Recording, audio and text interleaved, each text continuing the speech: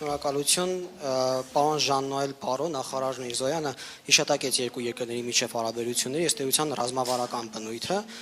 Դուք էլ շեշտեցիք մեր երկրների հարաբերությունների աննախադեպ բարձր եւ լավ մակարդակի մասին։ Ցանկանում եմ պարոն նախարար ճշտել ձեր երկրի դիրքորոշումն այդ կապակցությամբ, արդյոք կողմերը Հայաստան եւ Ֆրանսիան պատրաստ են հարաբերությունները տեղափոխել ռազմավարական գործընկերության մակարդակ եւ այդ համատեքստում ինչպես է գնահատում Ռուսաստանի Դաշնության դերը կամ ազդեցությունը տարածաշրջանում,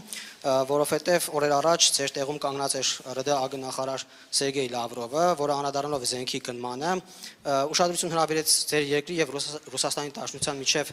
բարդ հարաբերություններին, ըստ էության անվանելով թշնամական, եւ ինչպիսին կլինի Ֆրանսիայի դերը ՌԴ կողմից հնարավոր ռիսկերը կառավարելու առումով ու դուք ինչ հետաքրքրություններ ունեք Հայաստանում կամ ինչ ակնկալիքներ ունեք այդ առումով Հայաստանից, պարոն Միրզոյան, եւ դուք էլ կցանկանայի պատասխանեիք առաջին մասին, թե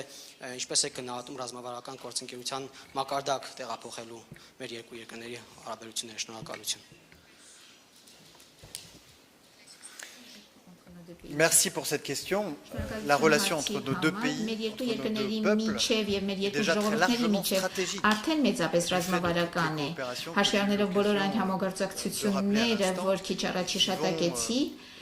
De l'aide au développement des թե աջակցություն են ենթակառուցվածքներին, ջրի ցանցին օրինակ կամ շարժունակությանը մինչև տեխնոլոգիաներին իդեմիա կազմակերպության ժամանումով, ինչպես նաև մի շարք ծրագրեր ու նախագծեր, որ իրականացնում են ֆրանսիական համայնքները, célébrer ou en tout cas valoriser մեծապես կարևորվեն մեկ շաբաթ անց ապակենտրոնացված համագործակցության կոնֆերանսի ժամանակ։ Իդեպ այս առումով ուզում եմ նշել, որ Տիկին Ֆլորանս Պրովանդիի ներկայությունը ինձ հետ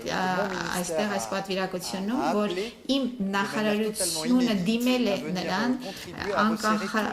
աննախադեպ ձևով պաշտոն ունենալու, որպեսզի երկու կողմի ֆրանսիական եւ հայկական ասոցիացիաները, համայնքները, տարբեր կազմակերպությունները համատեղ եւ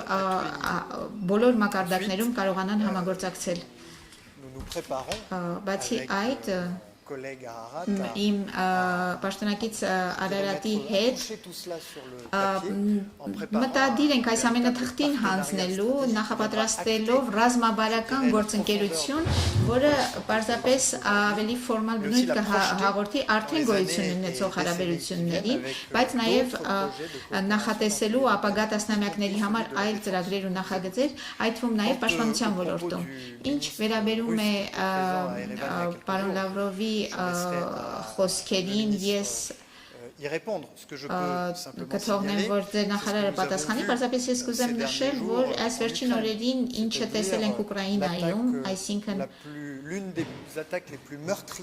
ամենադաժան հարձակումներից մեկը Ռուսաստանի ագրեսիայից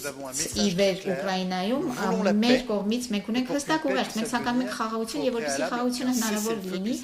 նախ եւ առաջ պետք է որ հրադադար լինի, որը հնարավորություն կտա բանակցություններ,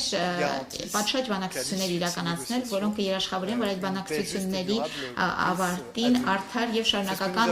խաղաղություն հաստատվի, սա մենք ցանկանում ենք մեծապես, Ուկրաինան պատրաստ է դրան, քանի որ արդեն 3 ամիս է մոտավորապես, որ համաձայնել է 30 օրվա